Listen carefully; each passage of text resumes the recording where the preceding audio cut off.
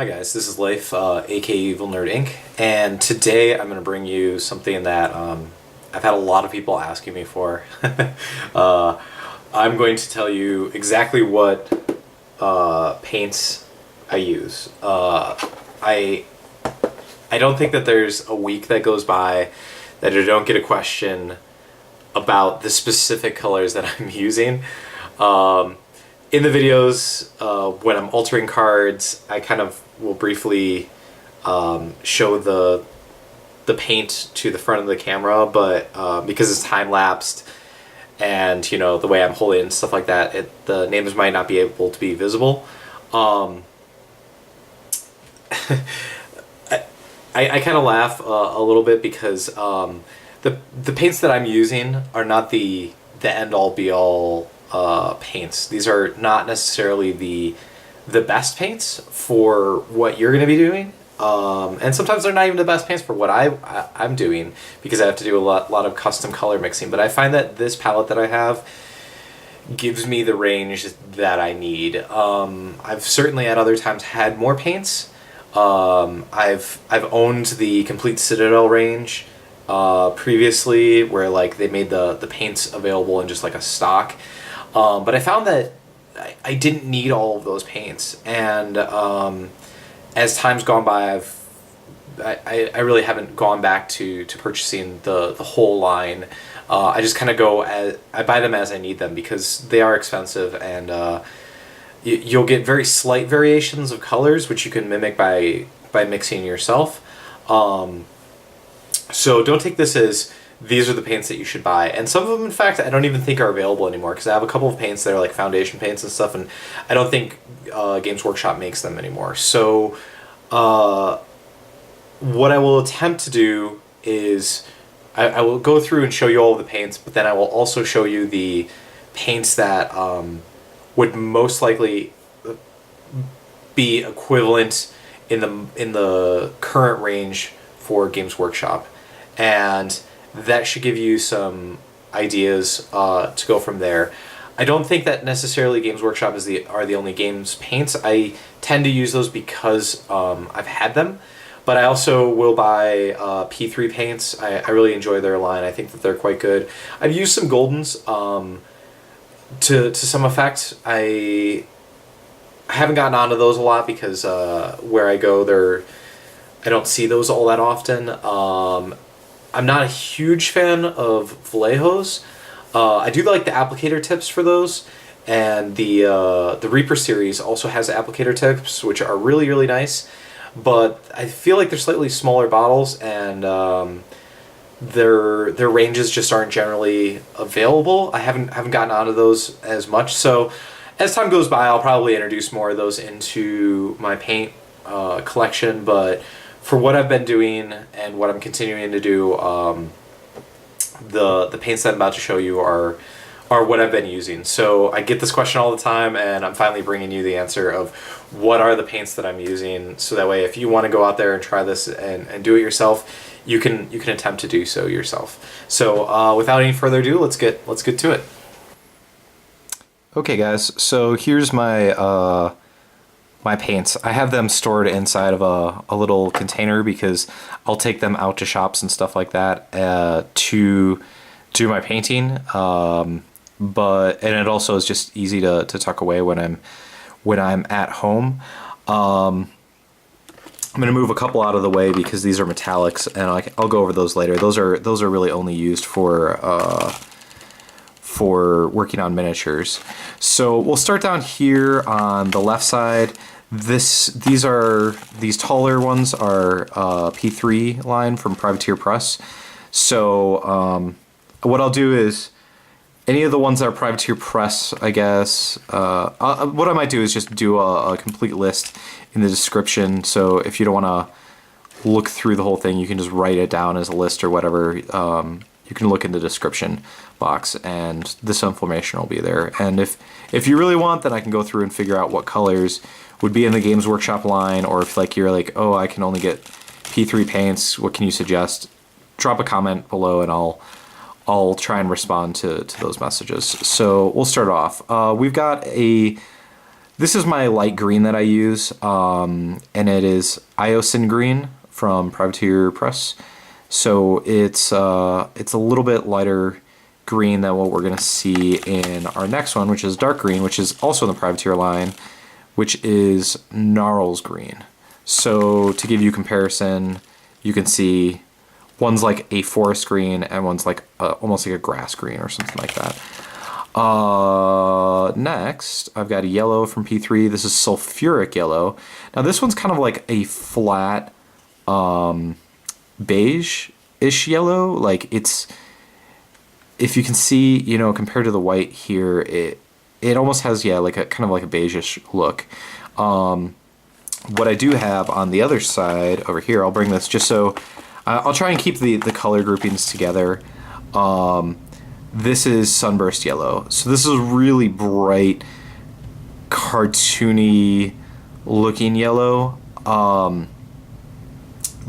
Like yellows are really difficult to work out, so you definitely want to have something like this. This is just for making things a little bit easier for me, because yellow is a tough color to match, so having more than one is great.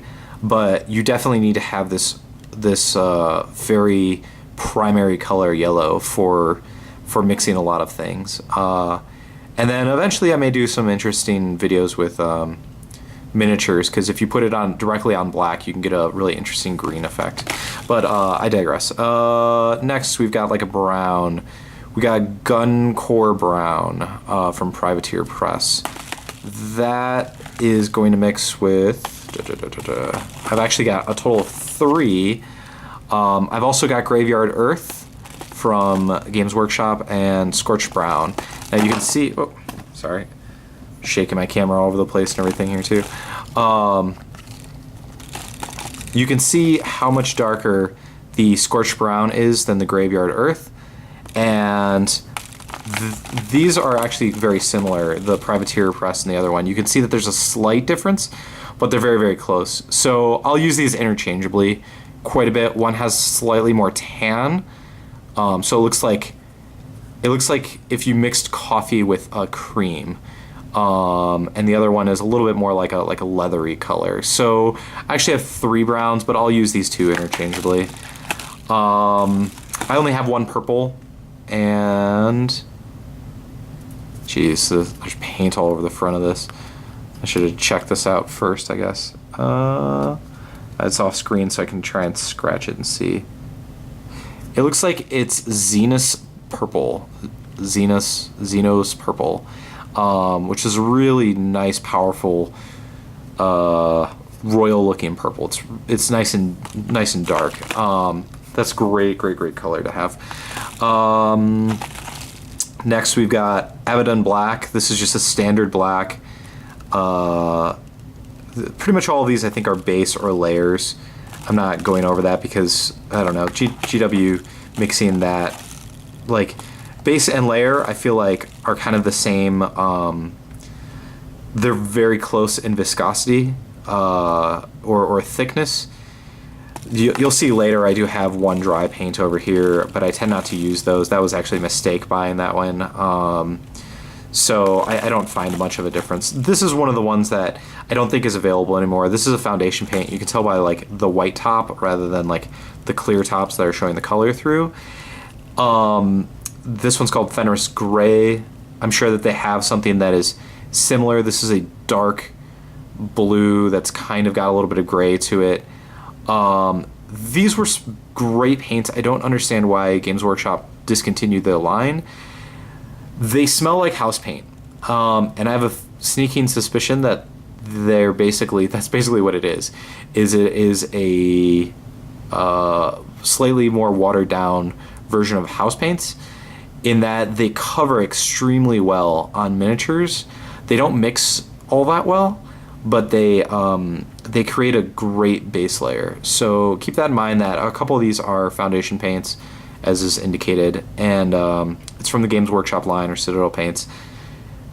Great line. I don't know, maybe I'm wrong, maybe they still do exist. I haven't really hunted for them because I find, even though they do cover a little bit better, because they don't mix necessarily as well, that I don't always end up using them. I have them in darker color and a couple of darker colors because they were remnants, they were left over from something. To go with that, then I will talk about my lighter blue. I've got Enchanted Blue. This is, again, a nice bright primary color. There's 3 primary colors, blue, red, and yellow. You need to have the 3 primary colors. So we've already seen our yellow. Here's the blue. Enchanted Blue is perfect. That's what I use for my light blue. If I need to go lighter, I'll just mix in my white, which I'll get to in a minute, which is actually over here, but I'll get to that in 1 second. Yeah, I guess I can.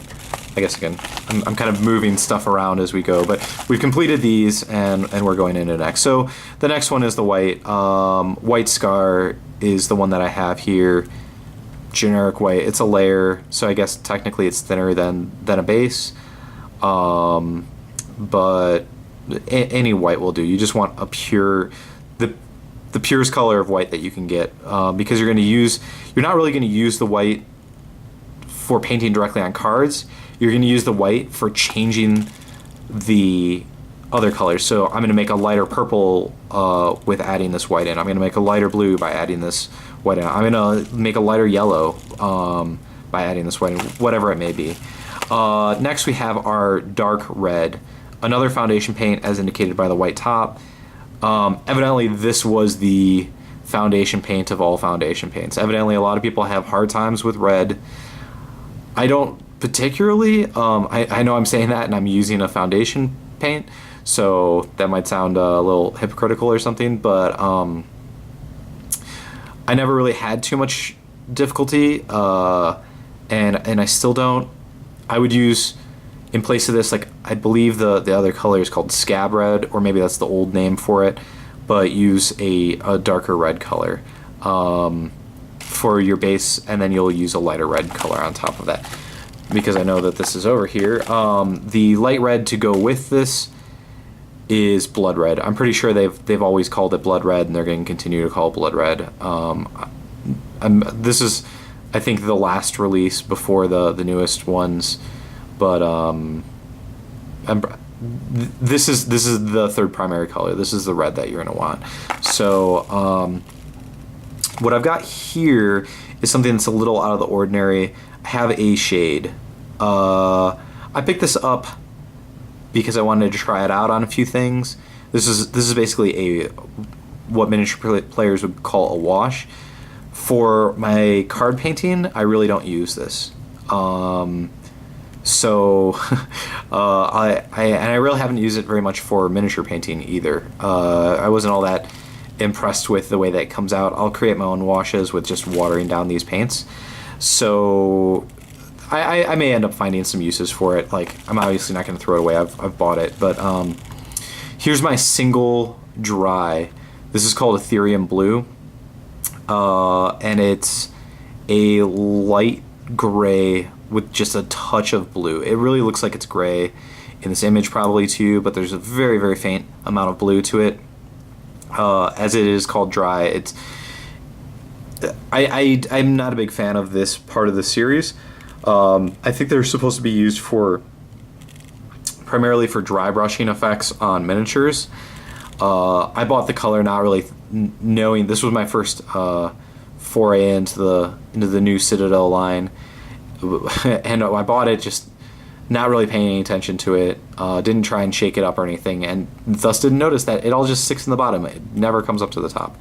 So for doing card painting, avoid the dry line. You have to water it down a lot, and your control goes kind of out the window with it. For miniature painting, I'm still undecided on using this. I have to find an outlet for it. So right now it's kind of just staying in here, not getting a lot of use.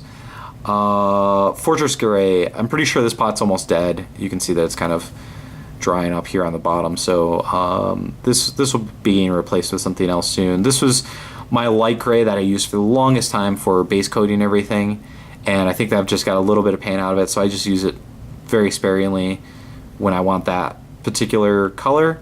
But you need a light gray, or I suggest getting a light gray for your background. I think This is the gray that I'm using now in lieu of it. You can see that it's slightly darker, and this has a little bit more of a beige-ish tone to it, or what one might call a warm gray, whereas this is a cool gray.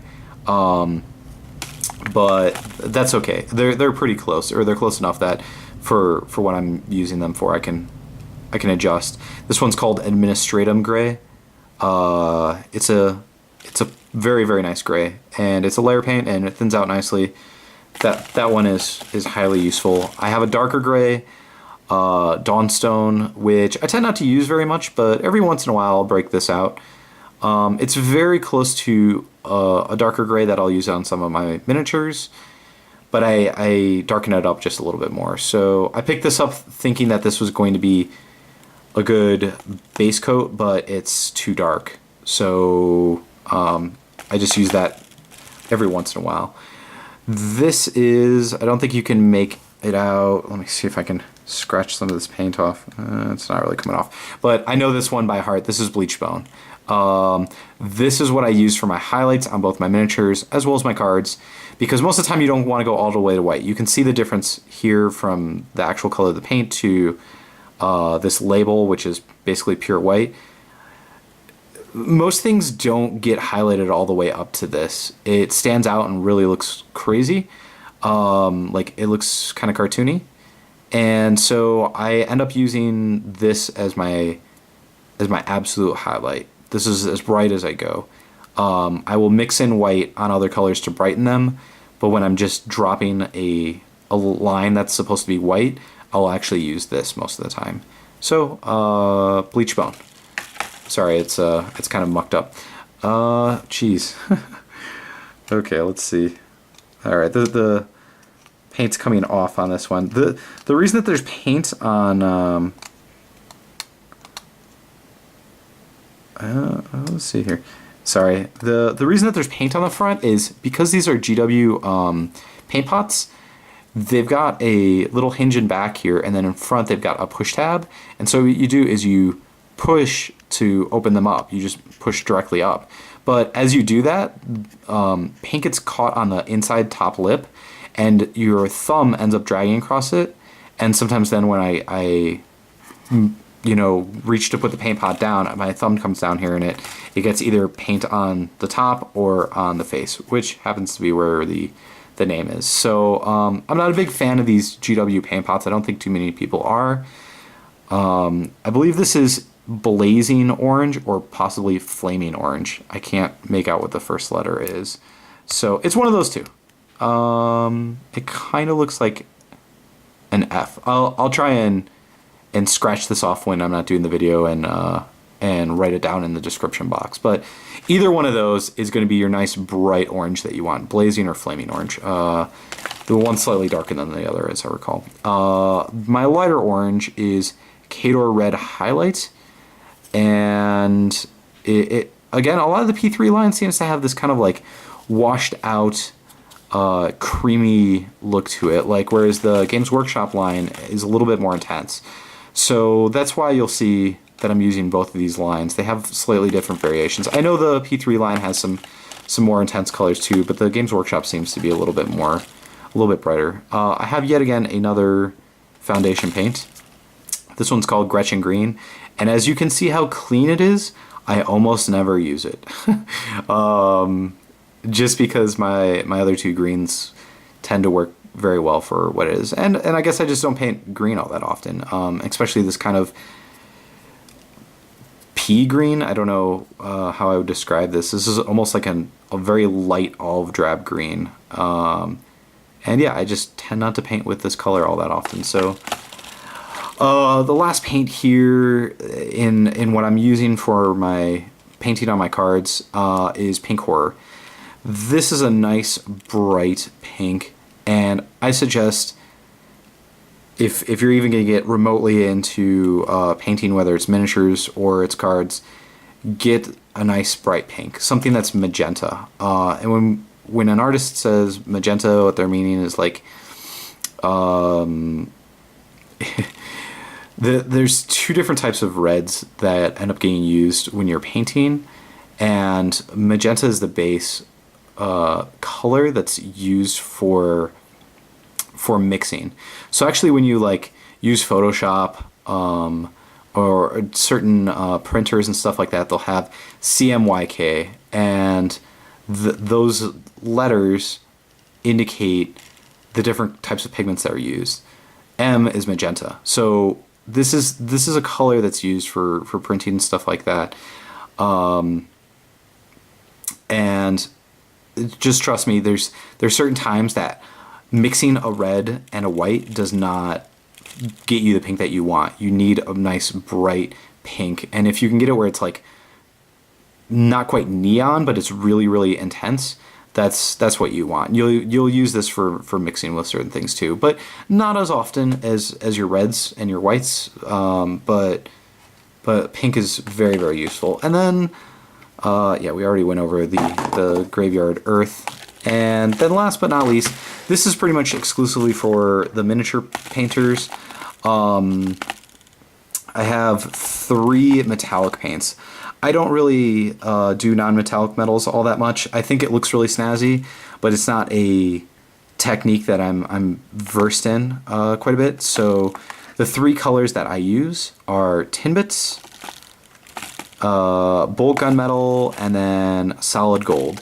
So most of the time, the colors that people think of when they're painting miniatures are Boltgun metal, which is the old standby for anything that's metallic. So if it's silver or if it's adamantium or whatever, this is pretty much what it is, with the exception being gold. So you want this is a fairly bright gold. I know there's lighter ones than this. This is a slightly darker metal color. They do have like silvers and stuff like that, but I find that this is sufficient. The Tin Bits is really, really important, as it gives me the coppery color, the 3rd tone, but on top of that, it also acts as a background for both of these, actually. So whenever I paint my Boltgun metal or my solid gold, I will paint Tin Bits on first, because you want layers of progression. So just having like a black miniature, where it's primed black, and then dry brushing this on, it looks very flat. By putting a layer of Tin Bits on, I don't know if they call it something else now, but I'm sure it's something similar to that. Putting a layer of Tin Bits on first and then dry brushing this on, you get a progression, and you'll get either what appears like rust or oxidization or just shadow with this, while still having the metallic look. Looks really good. And the same is true for the gold. So if you're going to do metallics, pick up some sort of sometimes I know they used to call it like dwarven bronze was another one that was very similar, but you want this kind of bronzy brownish metallic color is really what you want. That's super key. So these are the 3 metallics that if you can't do with anything else, you need to have these 3 basically. They don't have to be these colors, but you want a nice bright gold, a darker metallic, and then like I said, you're something akin to that Tin Bits, where it's a nice dark metallic color. Now this is a small palette. We've got 3, 6, 9, 12, 15, 18, 21, 24, 27 colors. And this is pretty much exclusively what I use for doing pretty professional looking paints. Some players will swear by having tons of paints, having a whole range, having every paint in a line. So you're talking 100 plus paints. I find that that's not really necessary. There are times when a few more paints would be useful just to make my job easier, so I wouldn't have to do as much custom color mixing, but I can get through a lot of painting very quickly with a palette this size. For your average beginner, you don't need this many paints. You need a black, a white, your primary colors, which is a nice bright yellow, bright blue, and bright red, and then maybe your secondary colors, which would be purple, orange, and green. And that's about it. I do also suggest, if as I've said in other videos, getting your light gray if you're working on cards, get a light gray, and then also get a light tan, because you're going to want something not quite as bright as your white. You can mix pretty much any colors from that. Having two of each, as you're seeing basically here, it's like a light and a dark orange, a light and a dark gray, a light and a dark blue, a light and dark yellow, etc., a light and dark brown, greens. You know, every color effectively I have a light and a dark, with the exceptions. I guess technically my pink and my purple are similar to being light and dark. That makes it a lot easier having just two. And then with my black and my white, I can get pretty much all the variation that I need. If I'm going to work on a big project, I might go and buy a specific paint color for it. But that is my palette, guys. I've done the run through, and in the description box below, I will try and list all these out with the colors that are close to what they are. If you have any questions, feel free to ask. Hopefully this is very helpful for you guys. I know it's been a long time coming. A lot of you have been asking for it, but better late than never. And you know, if I run into some new interesting products, I'll give you guys a review on it. Or if I run into a paint line or something like that that's exceptionally good, I'll also let you know. But for the time being, I will continue to just use Games Workshop and Privateer Press paints. Thanks very much, guys, for watching, and I'll see you soon.